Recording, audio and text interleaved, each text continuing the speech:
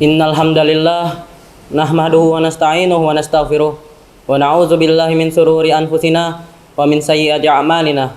May yahdihillahu fala mudhillalah wa may yudlilhu fala hadiyalah. Asyhadu an la ilaha illallah wa asyhadu anna Muhammadan abduhu wa rasuluh la nabiyya ba'dah. Allahumma shalli wa sallim ala sayidina Muhammad wa ala alihi wa ashabihi wa man tabi'ahum bi ihsanin ila yaumiddin. Amma ba'du. Faya ayyuhal hadirun usikum binafs wa iyaya bittaqwallahi azza wa jalla wa sam'i wa ta'ah la'allakum tuflihun. Qala Allah ta'ala fi kitabihil munazzal ba'da a'udzu billahi minasyaitonir rajim. Bismillahirrahmanirrahim. Ya ayyuhalladzina amanu taqullaha haqqa tuqatih wa la tamutunna illa wa antum muslimun. Shadaqallahul azim wa ballagha rasuluhun nabiyul karim wa nahnu ala zalika minasyahidin wa syakirin. Walhamdulillahi rabbil alamin. Ma'asyiral muslimin, jamaah Jumat yang dirahmati Allah, segala puji hanya milik Allah yang telah melimpahkan kepada kita nikmat iman serta nikmat Islam, sehingga kita dapat melaksanakan sholat Jumat berjamaah. Semoga Jumat ini adalah Jumat yang terbaik yang bisa kita berikan kepada Allah. Salawat serta salam tak lupa kita panjatkan kepada baginda kita, tauladan kita, idola kita, Nabi Muhammad sallallahu alaihi wasallam, yang telah menyebarkan kalimat tauhid hingga bercucuran darah, akan tetapi beliau masih menyebarkannya sehingga kita dapat merasakan nikmat iman hingga hari ini. Ada sebuah perkataan yang berbunyi, waktu adalah emas. Ucapan ini benar bagi sebagian orang yang melihat sesuatu melalui pandangan materi. Akan tetapi bagi seseorang yang melihatnya lebih jauh lagi dan tidak hanya diukur dengan materi, waktu adalah kehidupan. Hadirin Jumat yang dirahmati Allah, adakah di kehidupanmu ini, di dunia ini, sesuatu selain waktu antara lahir dan kematian? Terkadang emas bisa hilang ataupun rusak, akan tetapi engkau bisa mengumpulkannya lebih banyak dibandingkan yang sudah hilang. Waktu yang hilang dan masa yang berlalu tidak mungkin engkau kembalikan dan mengulanginya. Kalau begitu, waktu lebih berharga dibandingkan emas, intan, bahkan permata atau mutiara sekalipun, karena waktu adalah kehidupan. Hadirin jamaah Jumat yang dirahmati Allah, di dalam Al-Quran terdapat surat yang berisi tentang masa. Yang surat tersebut bernama Al-Asr. Di dalamnya terdapat 3 ayat, akan tetapi memiliki makna yang sangat dalam. Wal asri innal insana lafi khusrin illal ladzina amanu wa amilus solihati wa tawasaw bil haqqi wa tawasaw bis sabr. Yang artinya, demi masa, sesungguhnya seluruh manusia benar-benar dalam kerugian kecuali orang-orang yang beriman dan mengerjakan amal-amal soleh dan saling berwasiat untuk kebenaran dan kesabaran. Dalam ayat pertama, Allah bersumpah menggunakan kata al-asru yang berarti masa. Yang masa tersendiri memiliki makna ialah tempat terjadinya peristiwa-peristiwa, baik itu peristiwa yang baik ataupun peristiwa yang buruk. Dan pada ayat selanjutnya Allah menegaskan bahwasanya seluruh manusia dalam keadaan rugi. Maupun manusia itu muda ataupun tua, ia termasuk orang-orang yang rugi. Walaupun seseorang memiliki harta yang banyak, pengikut yang banyak, ia tetap termasuk orang yang rugi. Rugi yang dimaksud di dalam ayat ini ialah rugi dalam menggunakan waktu yang Allah berikan. Ia hanya menggunakan waktu yang Allah berikan hanya untuk mencari dunia, akan tetapi tidak sedikit pun yang ia gunakan untuk mencari akhirat. Itulah yang disebut kerugian di dalam ayat ini.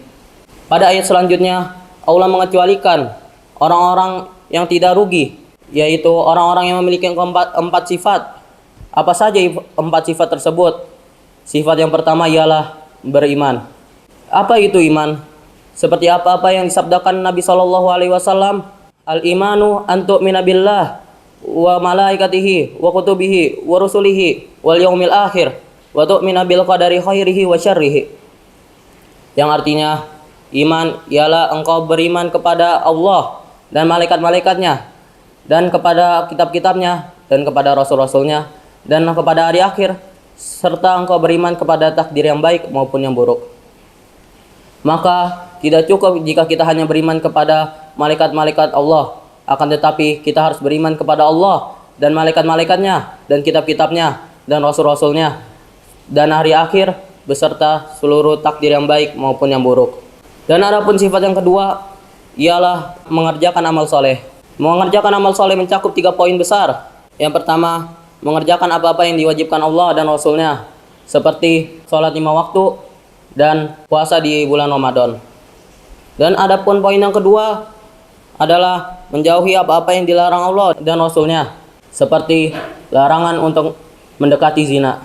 Kedua poin yang sudah disebutkan ini, apabila kita melakukannya, kita akan mendapatkan pahala, dan apabila kita meninggalkannya, kita akan mendapatkan dosa. Setelah kita dapat melakukan kedua poin ini, maka barulah kita masuk ke poin yang ketiga, yaitu mengerjakan amalan-amalan sunnah. Apa itu amalan-amalan sunnah? Amalan sunnah ialah suatu amalan yang apabila kita kerjakan, kita mendapatkan pahala, tidak mendapatkan apa-apa apabila kita tidak mengerjakannya. Amalan sunnah pada zaman ini banyak orang-orang yang meremehkannya. Mereka berdalih bahwasanya apabila kita tidak melakukannya, kita tidak mendapatkan apa-apa. Ini merupakan kesalahan berpikir, seperti makna yang terkandung di dalam hadis qudsi ialah yang berarti, tidaklah hambaku mendekat kepadaku dengan sesuatu yang aku lebih sukai dibandingkan apa-apa yang aku fardukan kepadanya. Dalam redaksi tersebut, kita mengetahui bahwasanya Allah mengisyaratkan kepada kita bahwasanya sifat seorang hamba yang ingin dekat kepada Rabb-nya selalu mendekati Rabb-nya menggunakan amalan-amalan sunnah. Karena Allah lebih menyukai amalan-amalan sunnah dibandingkan amalan-amalan yang ia fardukan kepada hambanya. Kita harus melakukan kedua poin yang sudah disebutkan sebelum melakukan amalan-amalan sunnah. Karena sesuatu yang wajib lebih harus diutamakan dibandingkan yang sunnah. Sunnah kita gunakan untuk meningkatkan kualitas dan keimanan kita kepada Rabb kita. Dan adapun sifat yang ketiga ialah saling berwasiat untuk kebenaran. Seperti halnya seseorang menganjurkan saudaranya untuk berbuat baik. Itu merupakan salah satu saling berwasiat untuk kebenaran. Dan adapun sifat yang keempat, saling berwasiat dengan kesabaran. Dalam berwasiat kepada sesama muslim, kita harus sabar dan tidak boleh secara gegabah dalam berwasiat. Dengan keempat sifat inilah kita keluar dari golongan-golongan orang yang rugi. Apabila kita memiliki keempat sifat ini hingga akhir hayat kita, insya Allah Allah akan memasukkan kita ke dalam surganya kelak.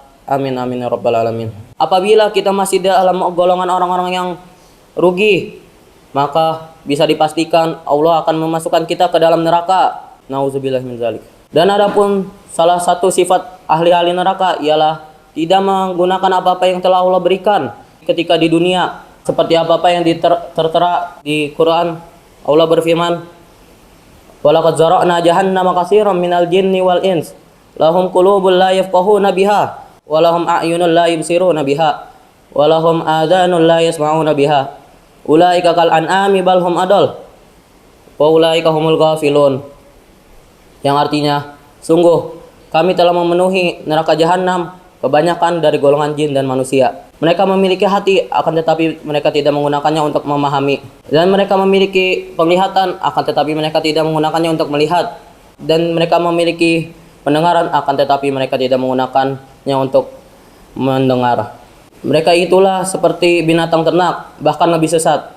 Mereka itulah orang-orang yang lalai. Dalam ayat tersebut, Allah memberitahukan salah satu sifat ahli neraka, ialah ketika di dunia, ketika Allah sudah memberikannya dia hati, akan tetapi ia tidak menggunakannya untuk memahami ayat-ayat Allah. Dan Allah telah memberikan mereka penglihatan, akan tetapi mereka tidak menggunakannya untuk melihat ayat-ayat Allah. Dan Allah telah memberikan kepada mereka pendengaran, akan tetapi mereka tidak menggunakannya untuk mendengar ayat-ayat Allah. Mereka diperumpamakan seperti binatang ternak, bahkan lebih sesat. Dan mereka ada orang-orang yang sesat. Oleh karena itu, terhadap apa-apa yang telah Allah berikan, hendaklah kita bersyukur dan menggunakannya dengan baik. Seperti apa-apa yang Allah sebutkan pada ayat tersebut, bahwasanya salah satu sifat penghuni neraka ialah tidak menggunakan hati yang Allah berikan untuk berpikir. Oleh karena itu, kita harus menggunakan hati-hati kita untuk berpikir, memahami ayat-ayat Allah. Dan apabila kita sudah tidak memiliki sifat-sifat seperti ahli neraka, insya Allah Allah akan memasukkan kita ke dalam surganya kelak. Amin amin ya rabbal alamin. Dan kita harus mengintrospeksi diri kita masing-masing. Apakah kita masih memiliki sifat-sifat tersebut atau bukan?